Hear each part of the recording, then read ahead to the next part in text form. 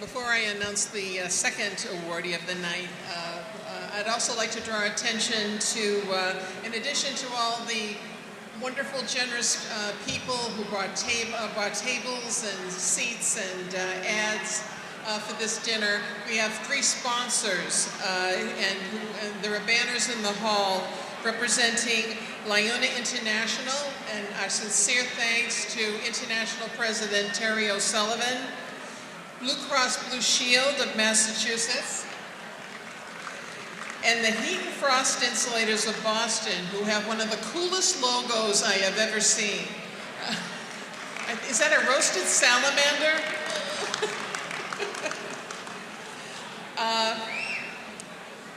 Thank you. I'd now like to announce the 2016 Father Edward F. Boyle S.J. Award for auxiliary category. Tonight is my honor to present the Father Edward F. Boyle Award to Michael Felsen, Regional Solicitor, U.S. Department of Labor.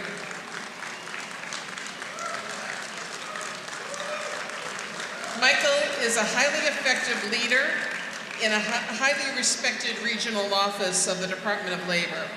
He and his office have racked up a long series of wins in minimum wage and wage theft issues, overtime, ERISA, and OSHA cases. They have achieved these very significant victories via trials, settlements, and major mediations that have produced impressive results. On Mike's watch, these have included securing large fines against poor employers, back payments for affected workers, and improved and/or created safer working conditions.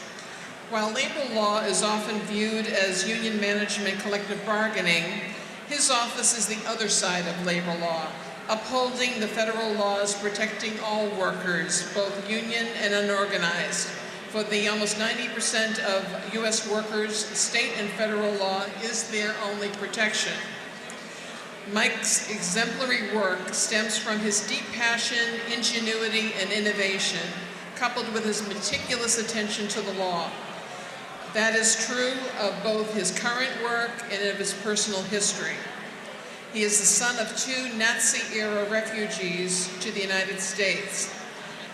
After graduating from Harvard, for 3 years he was area director of the Champlain Valley Work and Training Programs in Brattleboro, Vermont, working with low-income youth and adults. According to Mike, this was very rewarding work, helping people overcome complex obstacles, but he realized that many of the problems that needed addressing were on a systemic level and must be dealt with strategically.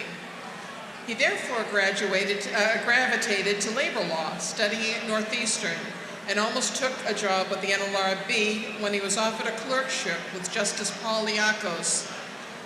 He spent an interesting year clerking for the Mass Supreme Court Justice. Upon learning from a fellow clerk that the U.S. Department of Labor had a regional office in Boston, he applied, and the rest is history. Members of the community do not have enough wonderful things to say about Mike and his work. He is the epitome of a dedicated public servant who wields the law in a way that it was intended, responsibly and proactively. One fact that I love is that Mike and his wife, Tolly Graham, who I have known for many years, met at a Jewish summer camp when they were 14 years old.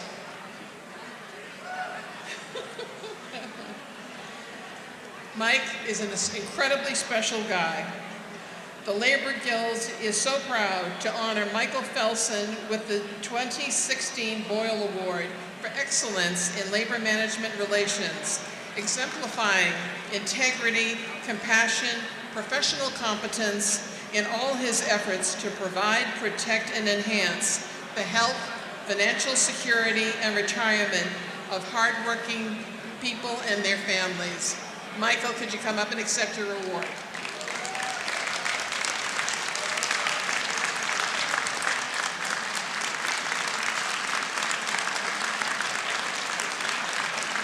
You can rotate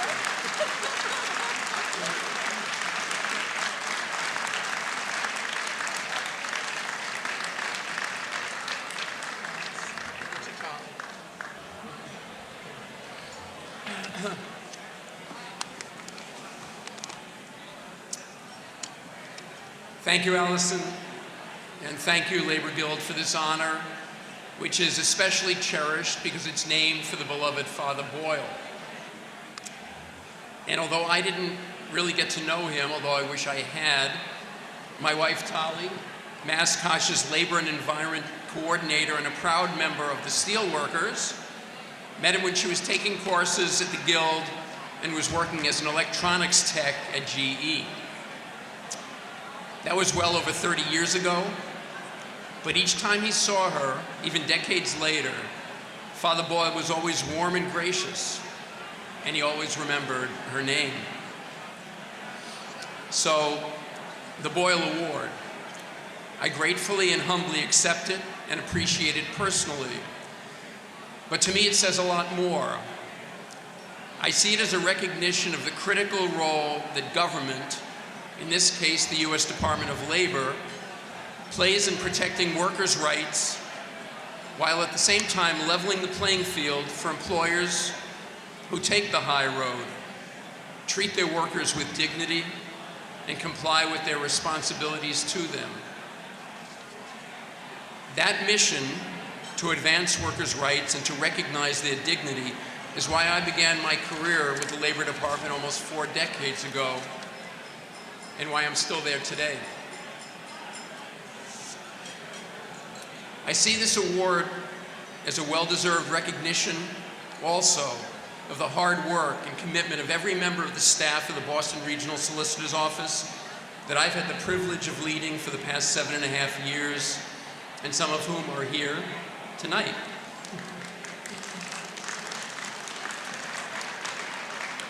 And I'd also like to recognize the hard work and commitment to the mission shown every day by DOL's client agencies and by our state and local agency colleagues and our Worker Center partners. And I want to recognize some of them who have joined us tonight. Gladys Vega from the Chelsea Collaborative, Tom Smith from Justice at Work, Lydia Ferreira from the Brazilian Women's Center, Al Vega from Mascosh, Diego Lowe from the Metro West Workers Center, and Heather Rowe from the Fair Labor Division of the Mass AG's office. Thank you, Heather. I also welcome DOL colleagues from OSHA and from our Office of Public Affairs. And I thank all of you for all you do for workers and for being here tonight. So a few quick words. These are tough times for workers.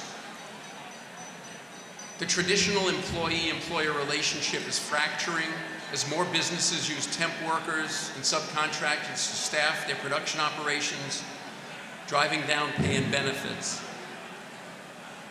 The gig economy is ascendant, and with it, worker protections and employment stability continue to erode. Misclassification of employees as independent contractors is rampant. Employees without work authorization, undocumented workers, are especially vulnerable and subject to exploitation and abuse. And last but not least, far too small a segment of the workforce has the benefits of unionization.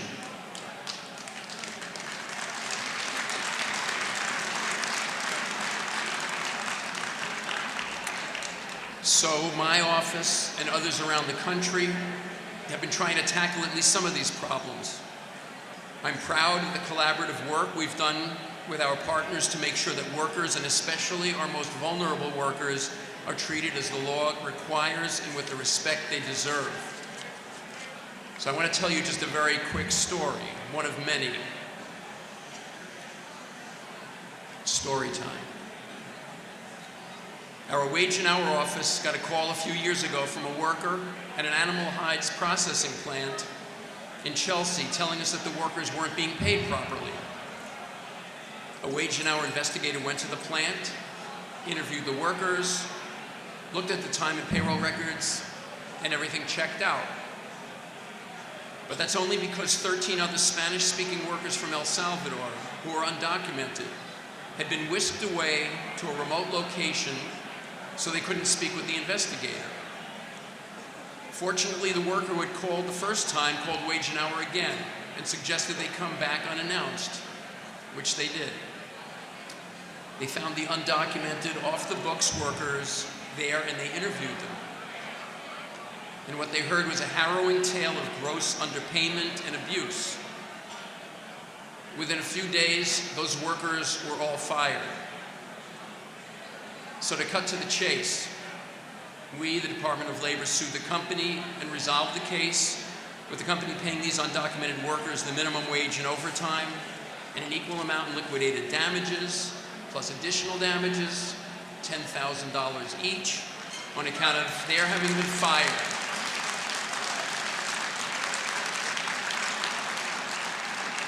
In retaliation for cooperating with the Department of Labor investigation. And some of the people who worked on that case are sitting at the table here right now. Thank you. So the end of the story is that the company was ordered to pay $925,000 to those 14 workers, plus a $50,000 penalty. Those workers had been taken advantage of because the employer figured he was safe. They weren't documented, so they wouldn't speak out. And for years, he was right, until a brave worker did speak out and called us. And when the first call didn't do the trick, he called us a second time. And that time, it did work. And these workers got the wage justice and the dignity they were entitled to, thanks to DOL's efforts, but also to the invaluable assistance provided in that case by the Chelsea Collaborative and by Greater Boston Legal Services. And also, competitor businesses that play by the rules and respect the law and pay their workers properly, they got justice too. Because a business that had undercut them by cheating its workers was forced to pay dearly in cash and under the harsh gaze of public scrutiny. So, what keeps me and my colleagues at DOL going to work with passion every day? It's doing whatever we can to make sure that workers actually get what the law requires. Whether it's a full paycheck with time and a half for overtime hours worked, or a safe workplace that allows them to go home every night with life and limb intact, or the health and pension benefits their employer promised them, or a workplace free from discrimination, or the right to speak out and complain when their employer falls short. Because every worker, skilled or unskilled, English speaking or not, black, white, or brown, immigrant or non-immigrant, Muslim or Sikh, Christian or Jew, deserves to be treated fairly and with dignity and respect.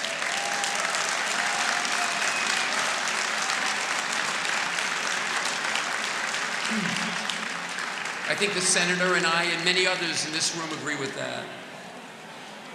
So those are the values that my colleagues and I cherish. And those are the values that must prevail from one day to the next, from one year to the next, and from one administration to the next.